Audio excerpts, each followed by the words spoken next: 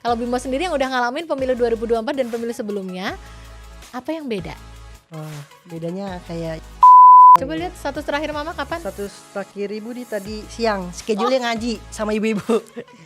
Captionnya penceramanya Kiai Haji dari Kayu Putih Tajur Halang. Iya, kayak oke. vlogger-vlogger update daily. Hari ini apa hari ini? Yakinlah itu informasinya itu yang malang melintang di grup Mama kamu tuh pasti Kak, informasi. iya. Betul, ada kadang gini Kak, ada berita baru. Saya belum tahu, ibu saya udah tahu. Saya kalah update malah yang anak muda.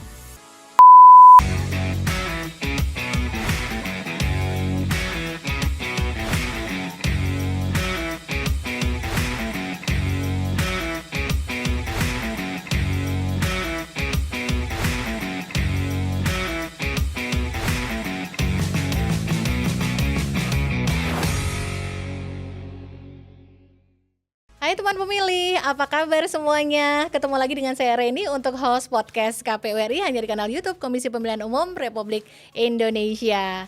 Gimana kabarnya teman pemilih semua? Mudah-mudahan selalu sehat ya. Episode kali ini kita di studio podcast KPU RI di Imam Bonjol kembali kedatangan tamu istimewa. Siapa yang kita sebut istimewa? Tak lain dan tak bukan pasti teman mahasiswa. Halo Bimo. Halo Kak. Apa kabar? Alhamdulillah sehat. Alhamdulillah seneng banget Bimo sudah mau mampir ke studio podcast KPU RI. Dan ini ngelihat dari jas alma maternya, ayo teman pemilih ada yang mau nebak nggak Bimo dari kampus mana yo? Nah itu nggak gitu kelihatan sih, Iya, dari kalau di Zoom baru Soalnya kelihatan. biru semua salah. Iya, biru semua ya. Nah Bimo ini teman kita mahasiswa Fakultas Hukum dari USNI. Nah kayaknya Bimo kenalan sendiri langsung. Oke, ya. siap. Nama lengkapnya siapa, ngambil kuliah apa, terus aktivitasnya ngapain aja. Siap. Halo Sobat KPU, nama saya Bimo Alfazri. Saya mahasiswa hukum semester 7 dari Universitas Satya Negara Indonesia. Universitas Satya Negara Indonesia. Oh, Bimo Fakultas Hukum ya? Betul, Kak. Udah semester berapa sekarang Semester Bimo? 7. Wow, semester 7 ya. Udah senior lah ibaratnya ya kalau di kampus ya.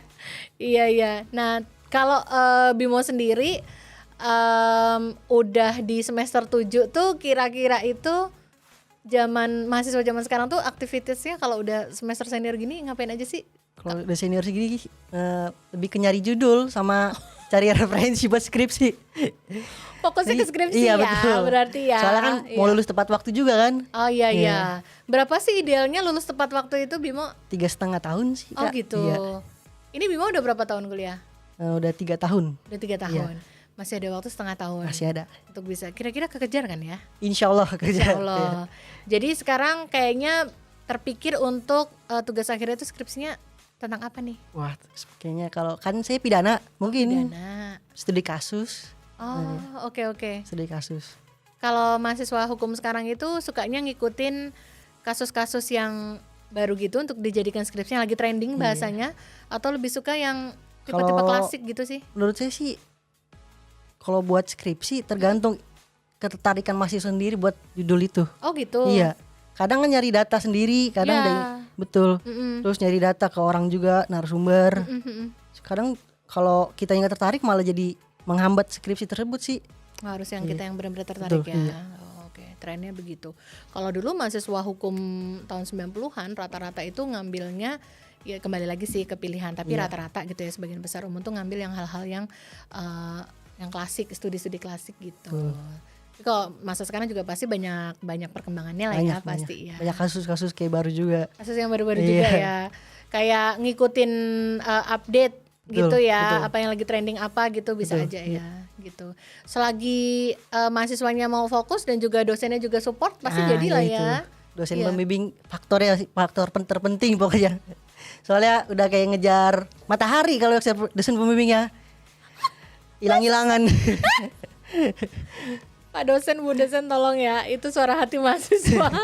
Tolong didengar ya itu. Itu akhir-akhir ini lagi banyak gitu juga tuh kayak di media sosial juga kayak gitu. Mudah-mudahan tidak terjadi ya sama Bimo dan teman-teman ya. Amin. Pasti Pak dosen, Bu dosen juga semuanya pasti mengharapkan yang paling maksimal ya buat mahasiswanya.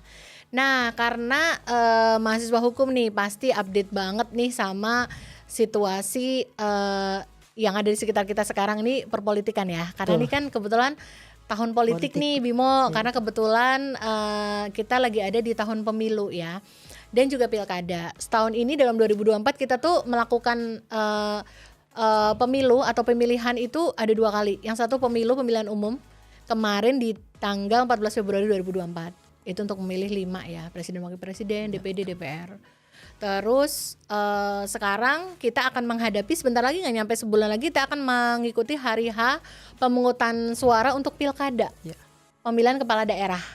Nah itu di 2024 sama-sama di tahun yang sama ada dua hari coblosan gitu ibaratnya. Nah kalau Bimo sendiri, kamu udah pernah ikut pemilu berapa kali? Sebelumnya pernah, jadi sama yang tahun ini 2 kali.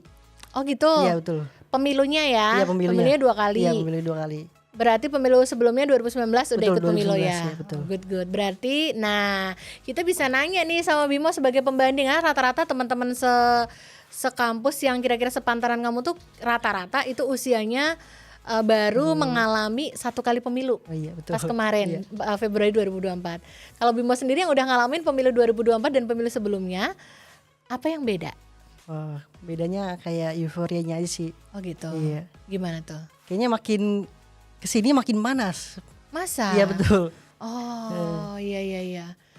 Misalnya di hal apa? Karena kayak banyak pemberitaan kan, banyak juga jadi berita hoax kan antar pasangan calon. Iya. Mungkin itu sih yang buat jadi panas. Kan sekarang sosial media gampang banget buat buat dilihat, tiba-tiba buka HP tiba-tiba ada berita ini. Padahal berita itu belum tentu benar kan sebelum diselidiki lebih lanjut. Itu sih itu yang terasa kentara malah itu bikin kayak pendukung calon ini yang bikin panas antara calon lain, jadi kayak ngadu domba gitu. Iya. Kalau yang tidak mau mencari kebenaran beritanya lebih jauh bisa ikutan kebakar ya. Apalagi gitu. orang tua kan gampang banget kemakan. Oh gitu. Iya. Orang tua ada di sekitarmu, ada yang kayak gitu? Ada. Kadang ibu saya nanya, ini bener gak sih beritanya ini? Itu berita dari mana? Dari Facebook. Belum tentu benar. Wah, mama kamu mainan Facebook. Betul, main Facebook. Mari kita sharing Facebook. Kita saring dulu nih Facebooknya mama nih ya, berarti ya. Itu pemilu yang sekarang ini atau pemilu yang sebelumnya? Yang sekarang ini sih, yang sekarang ini ya. Soalnya gitu. Dulu belum update banget ibu Facebook. Sekarang mama udah makin terlatih banget, makin terlatih sendiri. Update status terus tiap hari. Kalah anaknya. Coba buka update status terakhir mama apa? Coba buka terakhir. Mana coba handphonenya? Coba biar dia jangan keluar frame, dia keluar frame. Gak apa ya. Nah itu tadi kita coba mau lihat nih perkembangan zaman itu tidak hanya menerpa para generasi muda nih, para teman pemilih yang masih muda nih, tapi juga mama-mamanya teman pemilih ini yang masih pada kuliah ini, ternyata mama-mamanya juga masih ngupdate gitu sosial media. Coba lihat status terakhir mama kapan? Status terakhir ibu di tadi siang, schedule-nya ngaji sama ibu-ibu. Captionnya penceramahnya Kiai Haji dari Kayu Putih Tajur Halang. Sampai tiga video di post status.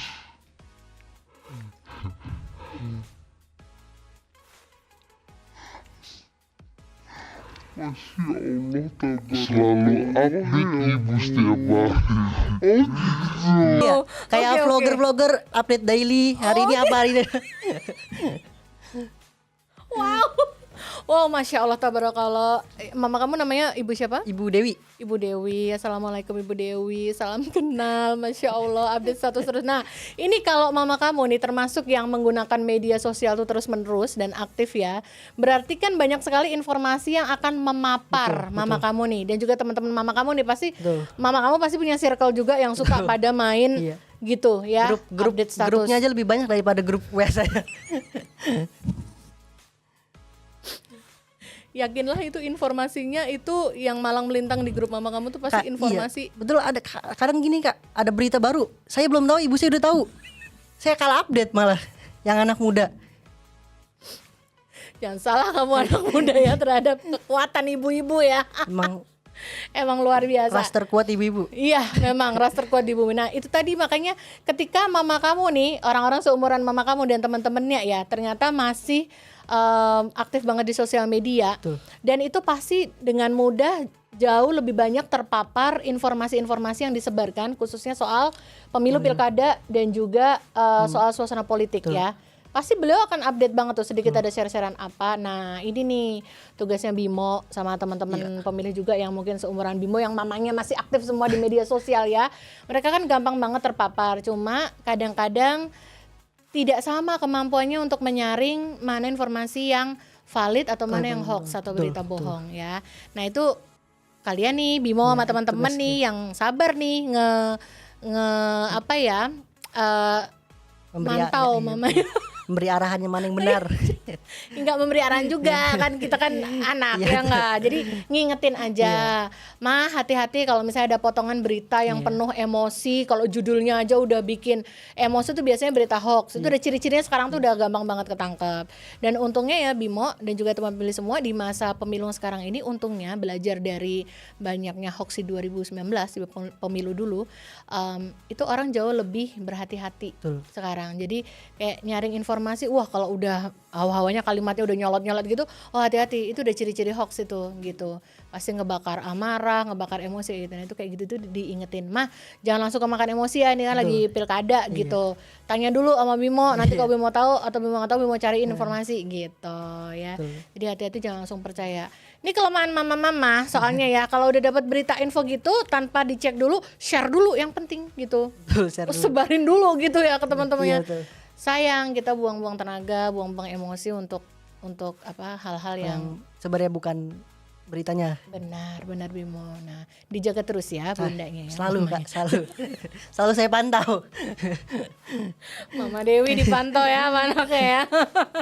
Nah, ini menarik banget. Jadi kamu bisa melihat ada perbedaan yang cukup menarik ya dari pemilu 2019 ke pemilu 2024. Nah, nanti kamu tuh kita ya Bimo mau menuju ke hari pemungutan suara pilkada nanti 27 November 2024. Kira-kira dari kemarin kamu udah ngikut yang pemilu, terus ikut pemilu lagi yang 2024, nah nanti mau ikut pilkada. Kamu punya harapan nggak sih? Gue pengen pilkada ini tuh bakal begini gitu, punya nggak? Sebenarnya punya sih Kak. Kan dari sebelumnya pilkada itu kan hanya mementingkan kepentingan mereka sendiri sebenarnya, kayak yang mereka buat dengan janji-janji sebenarnya tidak mereka tepati ketika mereka memilih ya Kak. Oh gitu. Iya, sebenarnya. Gitu.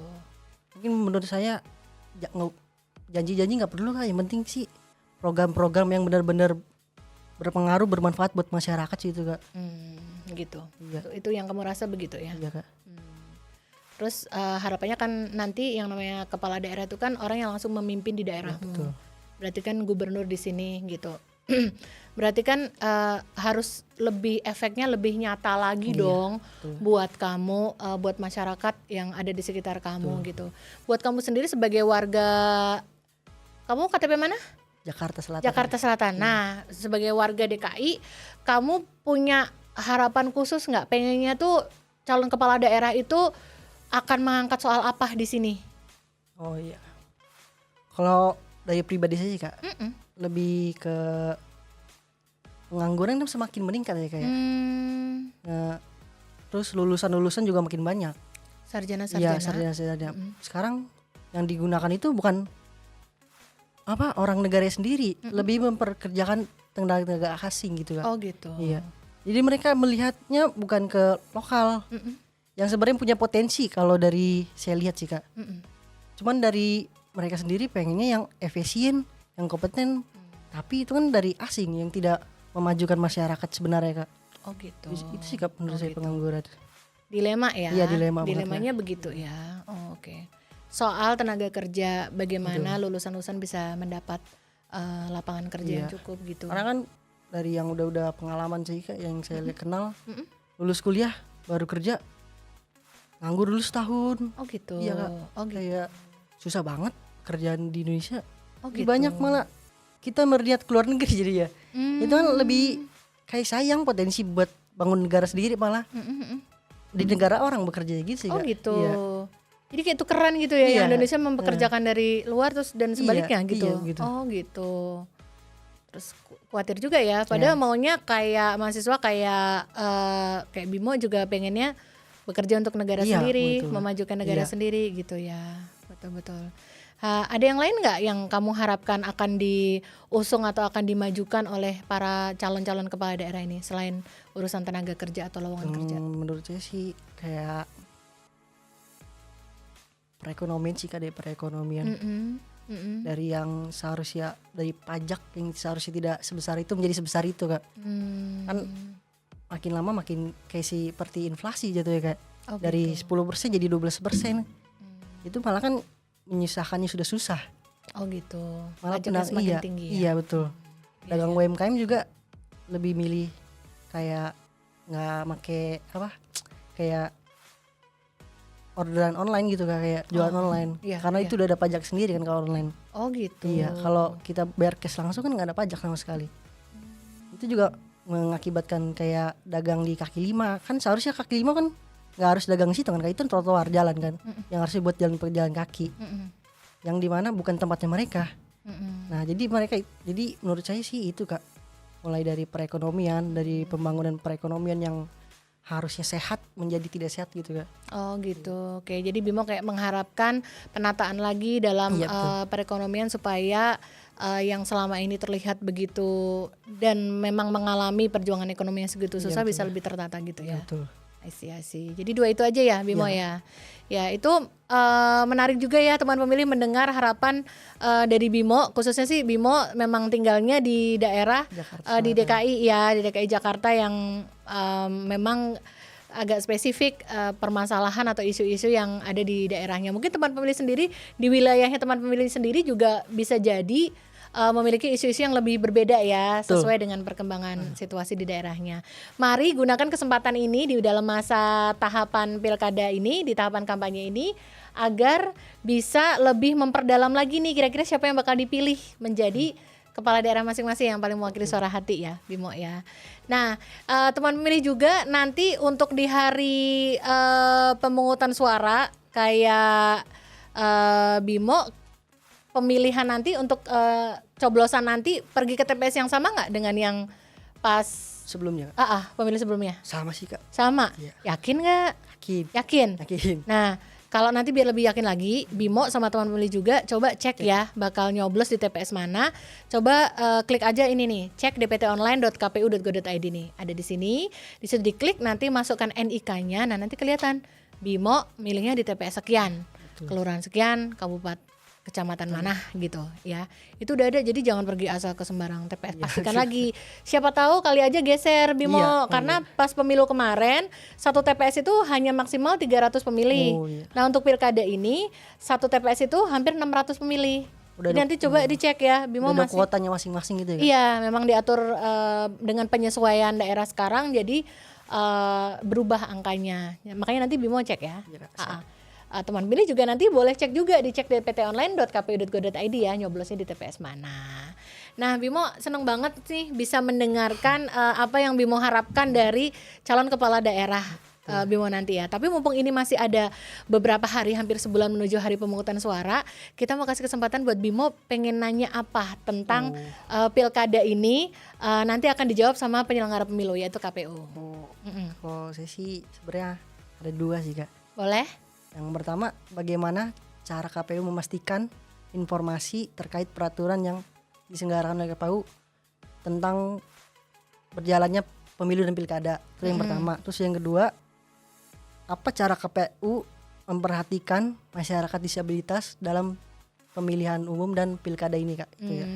Bagus banget pertanyaannya, nanti akan dijawab ya sama, nanti boleh juga salah satu teman pemilih yang nonton episode ini boleh ya nanti ikut dibantu dijawab ya. Kalau yang kedua tadi tentang keterlibatan teman disabilitas ya, kita menyebutnya pemilu inklusif, nanti biar dijawab. Kalau tadi yang pertama tadi yang ditanya bagaimana cara memastikan KPU memastikan informasi tentang peraturan itu tersebar ke daerah yang masing-masing gitu. Oh gitu. Bagaimana? Kan banyak juga di Indonesia daerah terpencil jauh gitu. Oke. Bagaimana menyebarluaskan informasi bahwa KPU membuat peraturan ini betul. gitu.